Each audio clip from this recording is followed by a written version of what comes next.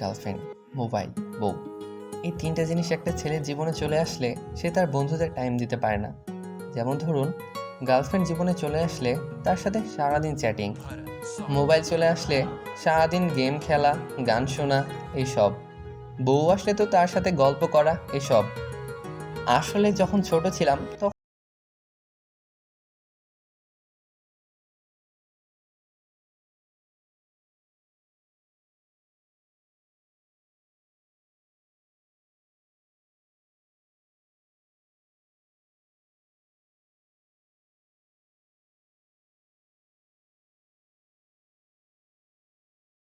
বলে, বন্ধু গার্লফ্রেন্ডের সাথে কথা বলছিলাম এখন, তুই তো সবই বুঝিস।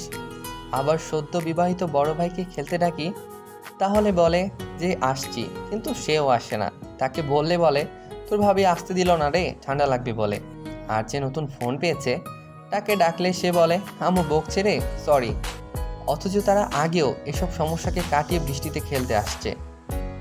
তাই এই তিনটি জিনিস বন্ধুদের কাছ থেকে বন্ধুদের আলাদা করে দিচ্ছে। আর এসব করলে সেই বন্ধু অথবা ছোট ভাই আপনার বিপদে পাশে দাঁড়াবে না। পারলে সব ফোন, গার্লফ্রেন্ড, বউদের একটু কম সময় দিয়ে সেই বন্ধু বা ছোট ভাইটাকে একটু সময় দিন।